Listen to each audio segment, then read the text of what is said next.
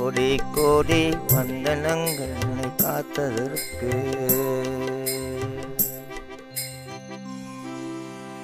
நாம் வாழும் பொழுதும் தர்மம் நம்முடன் இருந்து உதவி செய்யுது.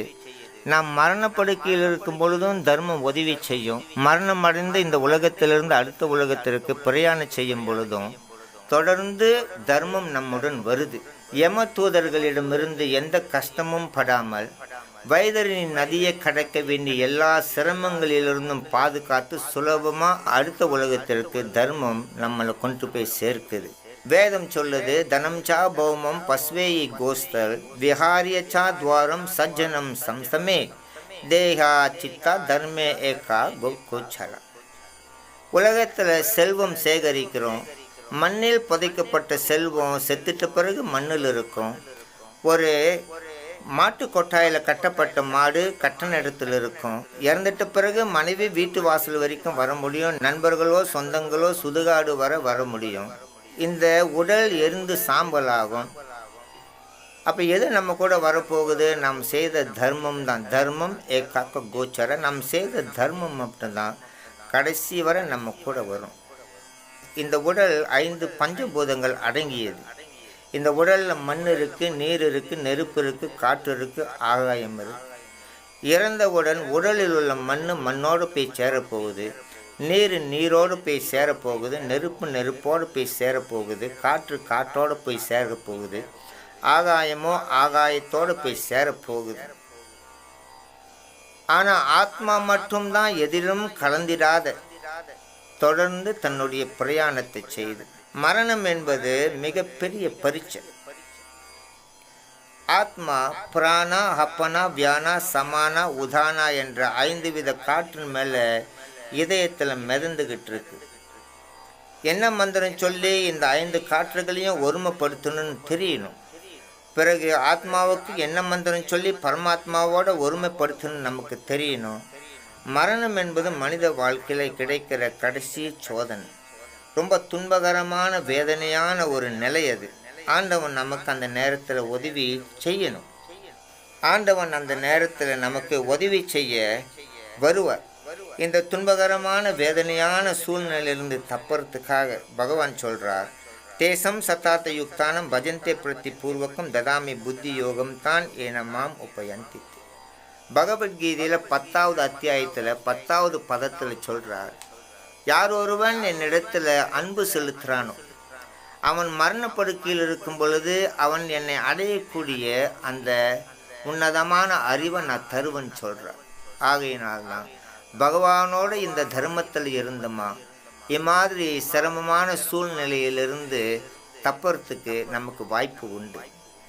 இந்த உலகத்தில் 7 விதமான நண்பர்கள் இருக்கிறான். வசிய மித்திரன் ஒருத்தர் இருக்கிறான், ஆத்வைத்த மித்திரன்ட்டு ஒருத்தர் இருக்கிறான், லகுத்த மித்திரன், துருவ மித்திரன், பித்ரு பித்தஹர மித்திரன், உபயபாவி மித்திரன், உதாசீன மித்திரன். வசிய மித்திரன்னா அவன் ஒரு சுயநலவாதி. நம்மக்கிட்ட இருந்து ஏதாவது கிடைக்குமான்ட்டு சுயநலத்தோடு நம்ம கூட சுற்றுவாங்க. அத்வைத்த மித்திரனா எல்லா நேரங்கள்லையும் சுகமான நேரங்கள்லையோ துன்பமான நேரங்கள்லையோ எல்லா நேரங்கள்லையும் நம்முடன் இருப்பவன் அவன். லகுத்த மித்திரன்னா நம்மக்கிட்ட ரொம்ப பழக மாட்டான், ஆனால் உதவின்னு போனோமா ஏதாவது உதவி நமக்கு செய்வான். அடுத்தது துருவ மித்திரன் இருக்கான். இவனுக்கு நிறைய நண்பர்கள் கிடையாது, ஸ்பெஷல் ஃப்ரெண்ட்னு சொல்கிறேன். இவன் நமக்கு ஒரு நண்பன். பித்ரு பித்தஹர மித்திரன் இருக்கிறான். தன் குடும்ப வம்சத்தில் வந்த சொந்த பந்தங்கள் இது. அடுத்தது 6வது உபயபாவி மித்திரன் இருக்கான். நண்பன் எதிரின்னு பார்க்காம எல்லாருக்கும் உதவுறவங்க. 7வது உதாசீன மித்திரன் இருக்கான். இவன் யாருக்கு எந்த ஒரு உதவியும் செய்ய மாட்டான், நண்பனுக்கும் செய்ய மாட்டான், எதிரிக்கும் செய்ய மாட்டான். வேதத்தின்படி இதில் யாருமே உண்மையாக நம்மளுடைய நண்பன் கிடையாது. மரணப்படுக்கையில் இருக்கும் பொழுது இதில் யாரும் நம்மக்கிட்ட வந்து சொல்கிறது கிடையாது, நீ இல்லாமல் இந்த உலகத்தில் நான் இருக்க முடியாத, நானும் உன் கூட வரணிட்டு. ஆனால் தர்மம் தலை காக்குன்னு சொல்கிறோம். அந்த தர்மம் மட்டும்தான் நம்முடன் வரும். நம் செய்கிற தர்மம் மட்டும்தான் நம்ம கூட வரும். அந்த தர்மம் தான் நம்மளுடைய உண்மையான நண்பன். அந்த தர்மம் தான் பகவான் ஸ்ரீ கிருஷ்ணர்ன்ட்டு வேதமே சொல்லுது. பகவத்கீதையில் 9வது அத்தியாயத்தில் 18வது பதத்தில் பகவானே இதை உறுதிப்படுத்துகிறார். பகவான் சொல்கிறார், கதீர் வார்த்தா பிரபு சக்ஷி நிவாசா சரணம் சுஹரித் பிரபவா பிரளயாஸ்தானம் நிதானம் பீஜம் அவ்யயம். நானே லட்சியம், காப்பவன், தலைவன், சாட்சி, வசிப்பிடும், அடைக்கலம், மிக நெருங்கிய நண்பன், படைப்பு, அழிவு எல்லாவற்றிற்கும் ஆதாரம் மற்றும் நித்தியமான விதயம் நானேன்ட்டு பகவான் சொல்றார்.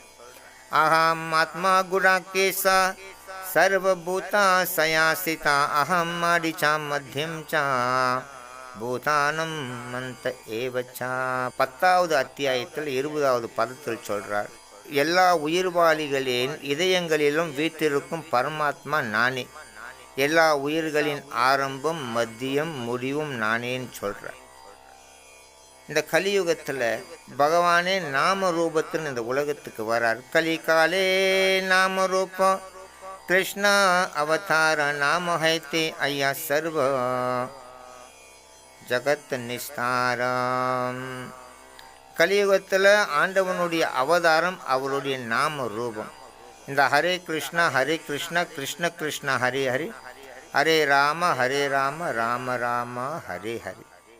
கலே தோஷம் நிடராஜன் அஸ்தி ஏகோ மகான் குணா கீர்த்தனாடீவ கிருஷ்ணேய முக்த சங்க பரம் பிரஜேத். கலியுகம் என்றால் அழிவு காலம்னு பொருள். மனிதர்களுக்கு இருக்கிற நற்குணங்கள் எல்லாம் நாளுக்கு நாள் அழிஞ்சுக்கிட்டே போகும். பிரயேன பைசா சப்யா கலம் அஸ்மின் யுகே ஜனம் மண்டாசு மண்டமதையோ மண்டாஹபாகிய உபாதிரித்தா. கலியுகத்தில் பொதுவாக மனிதர்களுடைய வாழும் ஆயுள் காலம் குறையும், சண்டை சச்சரவுகள் நிறைய ஏற்படும், சோம்பேறித்தனம் இருக்கும் மனிதனிடத்தில், தவறான வழிக்கு ஆட்கொள்ளப்படுவார்கள். அபாக்கியசாலியை இருப்பா, எப்பொழுதும் மனதில் குழப்பத்தோடு இந்த உலகத்தில் இருப்பாள். ததைஷானோ தீன தர்மம் சத்தியம் சௌச்சம் சமாதயா காலேன பலின ராஜன் நன்சத்தி ஆயுர் பலம் ஸ்மிருதி.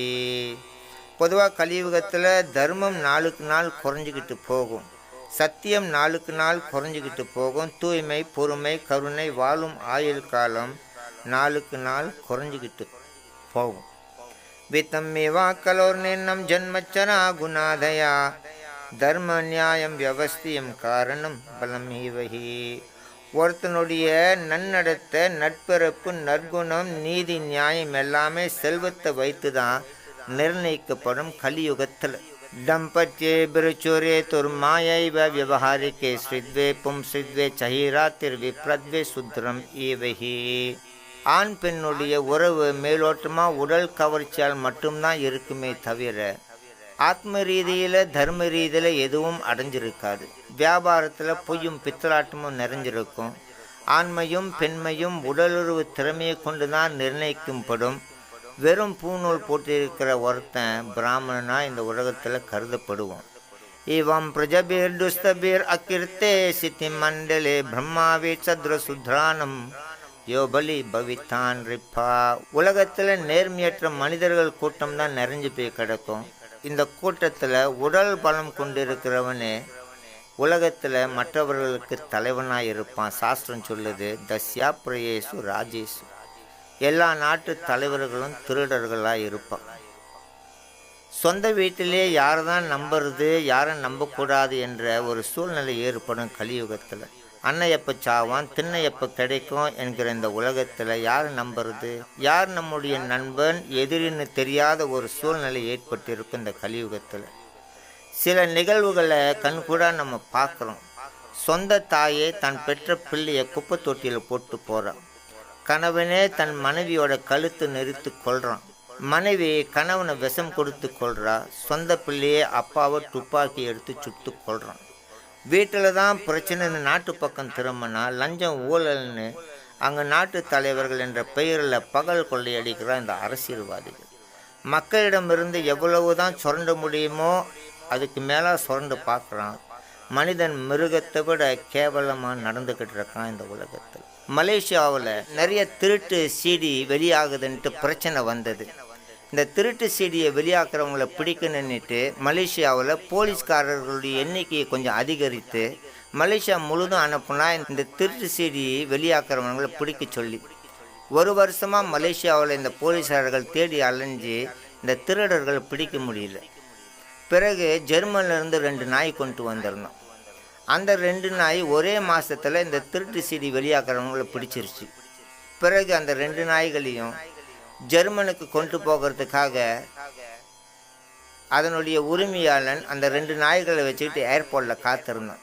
பிறகு மலேசியாவில் ரிப்போர்ட்டர்கள், செய்தியை சேகரிப்பவர்கள் அங்கே போய் சேர்ந்தான். இந்த ரிப்போர்ட்டர்ஸ் அவனை பார்த்து கேட்டால், மலேசியாவில் 1 வருஷமாக போலீஸ்காரன் செஞ்சு முடிக்க முடியாத கதையை உன் நாய் எப்படி 1 மாதத்துலேயே செஞ்சிருச்சுன்னு கேட்டான். அதுக்கு அவன் சொன்னான், என்னோட 2 நாய் லஞ்சம் வாங்காதுன்னா. இம்மாதிரி நாய்க்கு இருக்கிற நல்ல குணங்கள் கூட மனிதனுக்கு இந்த உலகத்தில் இல்லாமல் போய்கிட்டு இருக்கு. கலியுகத்தில் இவ்வளவு சிரமங்கள் ஏற்பட்டுக்கிட்டு இருக்கு.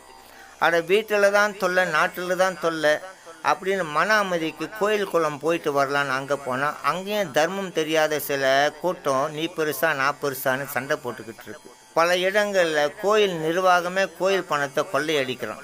இக்காலத்தில் கோவில் நிர்வாகம் நடத்துகிறவங்களுக்கே பல பேருக்கு நம்ம மதம்னா என்னன்னு தெரியாமல் கிடக்கு.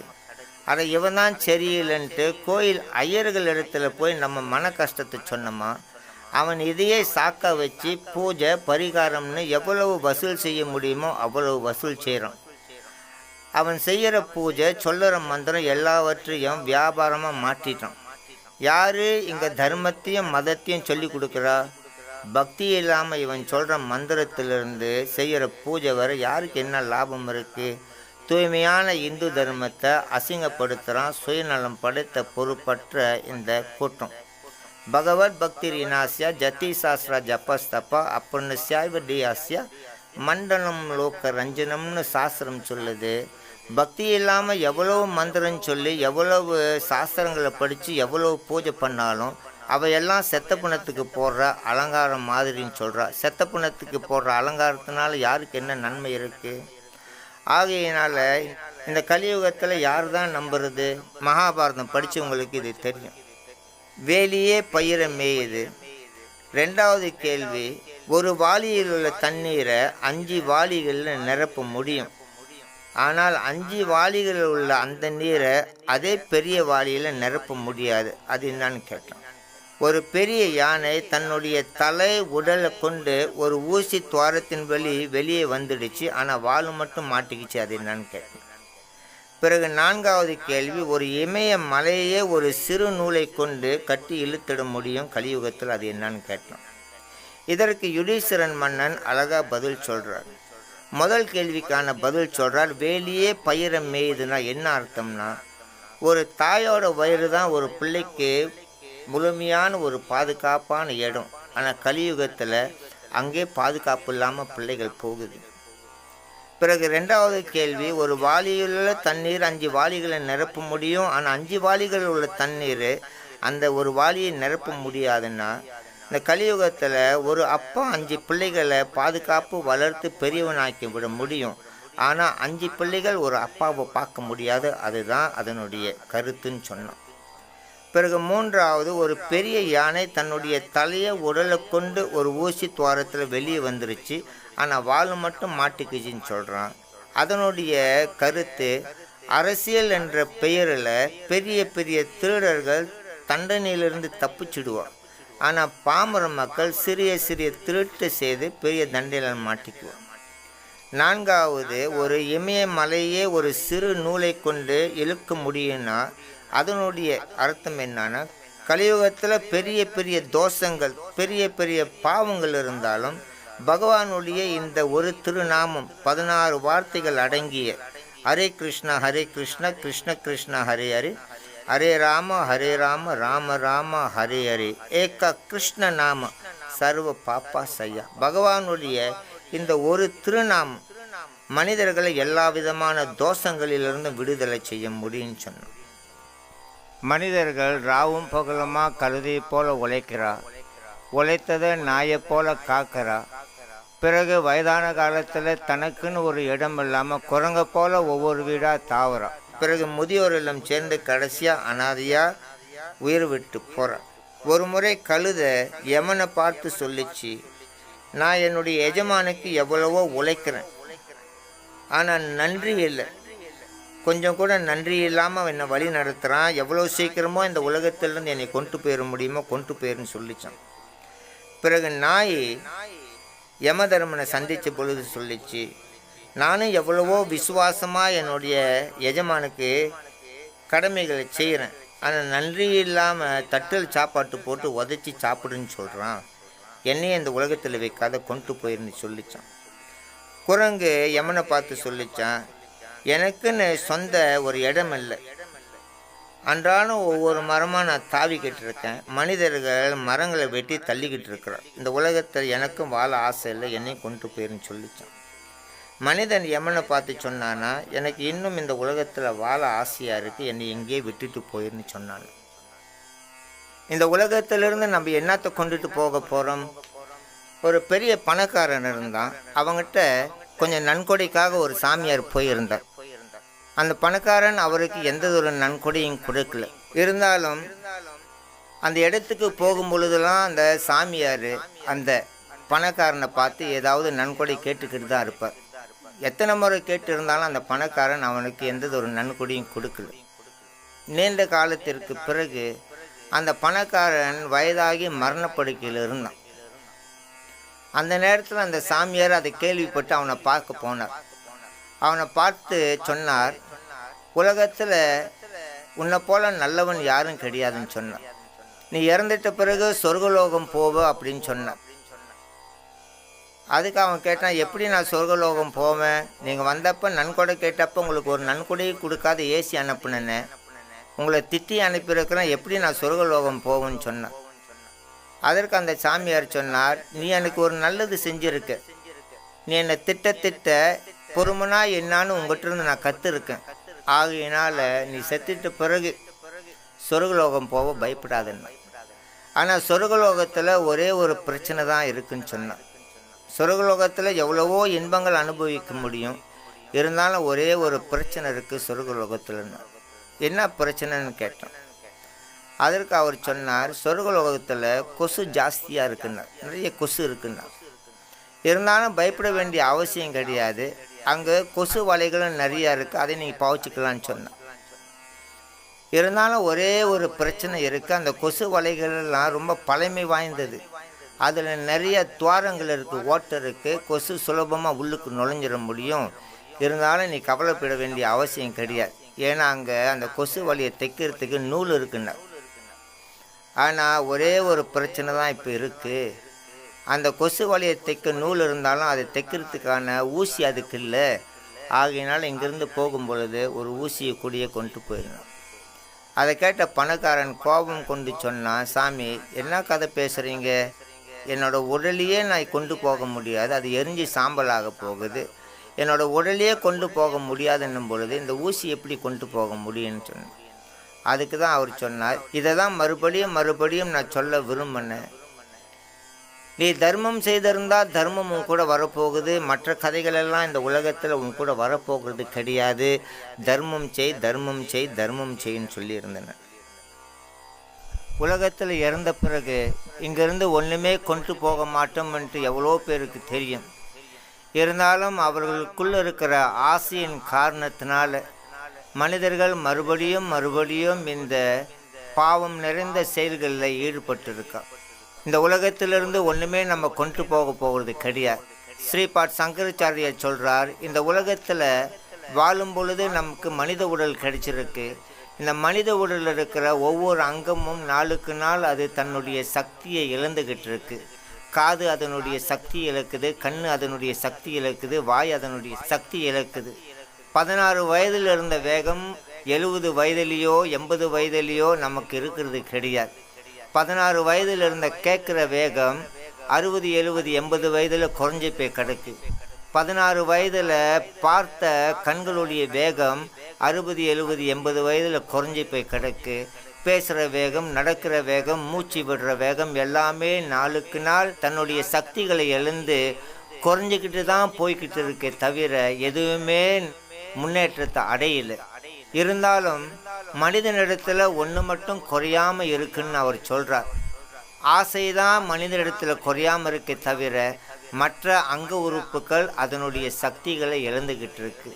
இந்த ஆசையின் காரணத்தினால மறுபடியும் மனிதர்கள் இந்த துன்ப உலகத்தில் சம்சார கடலில் விழுந்து தத்தளித்து உலக வாழ்க்கையை ஏற்று நடந்துக்கிட்டு இருக்கா. இதை பற்றி பின்வருமாறு அழகா ஸ்ரீபாத் சங்கராச்சாரியா சொல்கிறார்.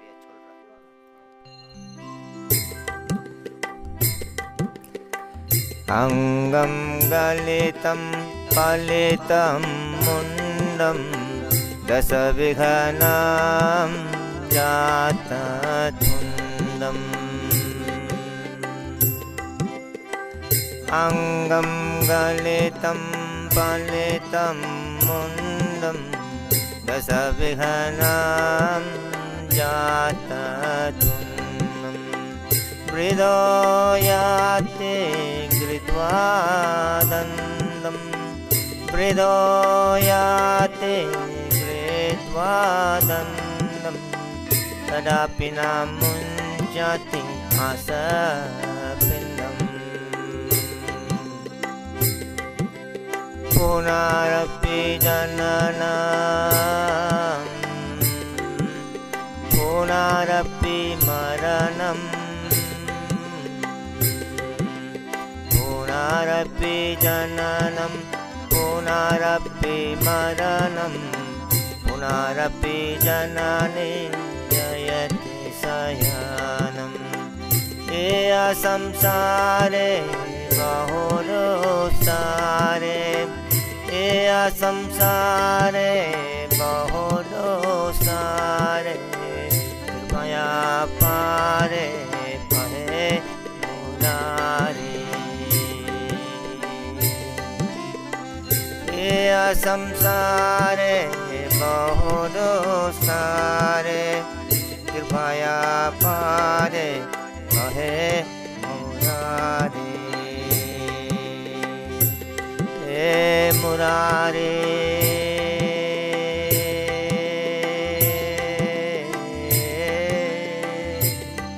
हे मुरारे मुरारे हे मुरारे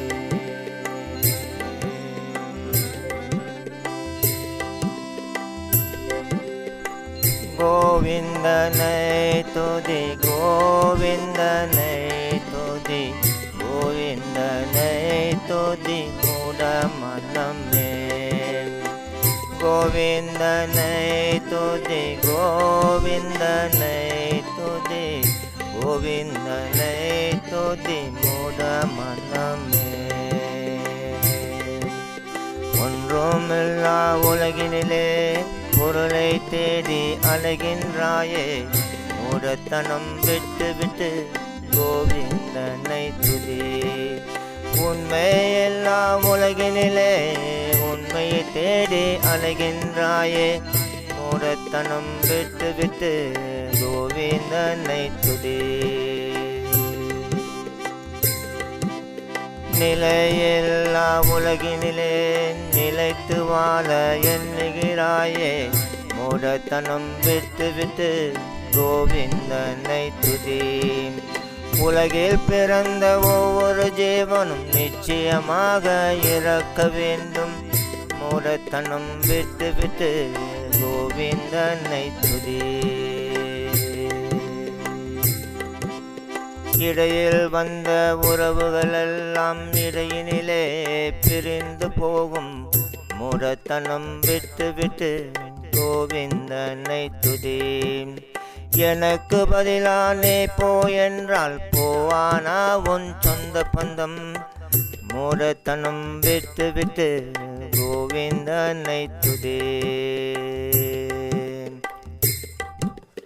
அழிந்து போகும் இவ்வுடலுக்கு இன்னும் ஏன் அலங்காரம் மூடத்தனம் விட்டு விட்டு கோவிந்தனை துதி அழியாத ஆத்மாவை கொஞ்சம் நீ யோசித்து பார் மூடத்தனம் விட்டு விட்டு கோவிந்தனை துதி உனக்கும் உற்றார் உறவினருக்கும் நித்திய சம்பந்தம் இங்கு இல்லை மூடத்தனம் விட்டு விட்டு கோவிந்தனை துதி. உலகத்தை படைத்த ஆண்டவனுக்கும் உனக்கும் நித்திய சம்பந்தம் உண்டு. மூடத்தனம் விட்டு விட்டு கோவிந்தனை துதி. கோவிந்தனை துதி, கோவிந்தனை துதி, கோவிந்தனை துதி முடமனமே.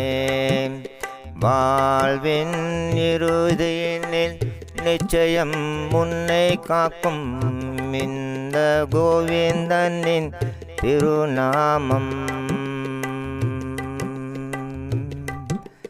ஆஹா கிருஷ்ணா துவாரக வாசியா, வாசியா தவ நந்தனா. हे अच्युता केशवा मानवाय गोरीधरी, हे गिरिधरी.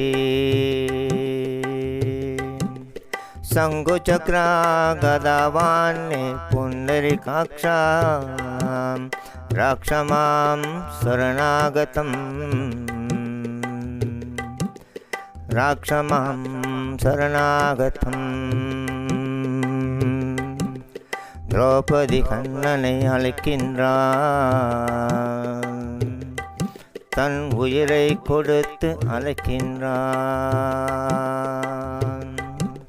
திரௌபதி கண்ணனை அழைக்கின்றான், தன் உயிரை கொடுத்து அழைக்கின்றான். பக்தவத்சலா பகவானோ தன் பக்தனை காக்க வந்துவிட்டான். பக்தவத்சலா பகவானோ தன் பக்தனை காக்க வந்துவிட்டான். மகாபாரதம் சொன்ன கதை இது, பகவான் பக்தனை காத்த உண்மை இது. यात्रा योगेश्वर कृष्णा, यात्रा पार्दो धनुधरा, तात्रा श्रीर्विजयोभूते ध्रुवामिति मतिर्ममा. கிருஷ்ணர் அர்ஜுனன் இருக்கும் இடமெல்லாம் செல்வம் உண்டு, வெற்றி உண்டு, வலிமை உண்டு, நியாயமும் உண்டாம். கோவிந்தா கோவிந்தா கோகுலநந்தன கோவிந்தா, கோவிந்தா கோவிந்தா கோகுலநந்தன கோவிந்தா. பக்தவத்சலா கோவிந்தா, பகவத் பிரியா கோவிந்தா, நித்ய நிர்மலா கோவிந்தா, நீலாமேகஷாம் கோவிந்தா. நந்தநந்தன கோவிந்தா, நவனித சோரா கோவிந்தா, புராண புருஷா கோவிந்தா, புண்டரிகாக்ஷா கோவிந்தா. அபத்பந்தனா கோவிந்தா, பாண்டவ பிரியா கோவிந்தா, பசுபலக்ஷரி கோவிந்தா, பாப விமோசன கோவிந்தா. கோவிந்தா கோவிந்தா கோகுலநந்தன கோவிந்தா, கோவிந்தா கோவிந்தா கோகுலநந்தன கோவிந்தா. ஹரே முராரி, ஹே முராரி. கோவிந்தா கோவிந்தா கோகுலநந்தன கோவிந்தா. ஆஹா கிருஷ்ணா துவாரக வாசியா, வாசியா தவ நந்தனா. हे अच्युता केशवा माधवाय गिरिधरी, हे गिरिधरी. शंकुचक्रा गदावान्ने पुण्य पुण्डरीकाक्षा रक्ष मां शरणागतम् रक्ष मां शरणागतम्. விரஜேந்திர குமாரா, உலகத்தினுடைய நன்மைகளை விரும்புபவன் நீ. தயவு செய்து இந்த உலகத்துக்கு வந்து மக்களுடைய தோஷங்களிலிருந்து அவங்கள பாதுகாத்து சத்தமிட்டு அழைக்கிறார். இந்த சத்தத்தை கேட்ட பகவான் சைத்தன்யா சிம்மேரா நவத்வேபஹவதார சிம்மக்ரீவா சிம்ம வீரியா சிம்மேரா உன்கார. எப்படி ஒரு சிங்கம் கர்ஜிக்கும் பொழுது சிறிய சிறிய மிருகங்கள்லாம் பயந்து ஓடுதோ, அதே போல் பகவான் சிங்கம் போல கர்ஜித்துக்கிட்டு வரார் இந்த உலகத்துக்கு. அதே போல் பகவான் சிங்கத்தை போல திருநாமத்தோட ஹரே கிருஷ்ணா கிருஷ்ண கிருஷ்ண ஹரே ஹரே ஹரே ராம ராம ராம ஹரே ஹரேன்னு பகவானோட நாமத்தோடு இந்த உலகத்துக்கு வந்திருக்கிறார். கருணை வாய்ந்த அவதாரம் நிதாயம் கௌர சந்திரம். இவர்கள் கொண்டு வந்த இறைவனின் திருநாமம் வாழ்வினிலே எப்பொழுதும் ஆனந்தம். இவர்கள் கொண்டு வந்த இறைவனின் திருநாமம் வாழ்வினிலே எப்பொழுதும் ஆனந்தம். வாழ்வினிலே எப்பொழுதும் ஆனந்தம். சொல்லுங்கள் சொல்லுங்கள் இறைவனின் திருநாமம் வாழ்வினிலே எப்பொழுதும் சொல்லிவிடுங்கள். சொந்த சொந்த திட்டங்களை விட்டுவிட்டு இறைவனின் திட்டத்தை ஏற்று வாழுங்கள். சொந்த சொந்த திட்டங்களை விட்டு விட்டு இறைவனின் திட்டத்தை ஏற்று வாழுங்கள். இறைவனின் திட்டத்தை ஏற்று வாழுங்கள். இவர்களை போன்ற கருணை வாய்ந்தவர் மூவுலகில் எங்கும் இல்லவே இல்லை. ஜாரகண்டம் வனம் வழி போகும்போது மிருகங்கள் அனைத்தையும் விடுவித்தனர். ஜாரகண்டம் வனம் வழி போகும்போது மிருகங்கள் அனைத்தையும் விடுவித்தனர். மிருகங்கள் அனைத்தையும் விடுவித்தனர். சுலபம் என்றாலும் இறைவனின் திருநாமம், இதை சொல்ல எனக்கு ஏன் விருப்பமில்லை. யமதர்மன் என்னை தண்டிக்கின்றானோ என்று லோச்சனதாஸ் கவலை கொள்கின்றார். யமதர்மன் என்னை தண்டிக்கின்றானோ என்று லோச்சனதாஸ் கவலை கொள்கின்றார். லோச்சனதாஸ் கவலை கொள்கின்றார். ஹரே கிருஷ்ணா ஹரே கிருஷ்ணா கிருஷ்ணா கிருஷ்ணா ஹரே ஹரே ஹரே ராமா ஹரே ராமா ராம ராம ஹரே ஹரே ஹரே கிருஷ்ணா கிருஷ்ணா கிருஷ்ணா ஹரே ஹரே ஹரே ராமா ராம ராம ஹரே ஹரே ஹரே கிருஷ்ணா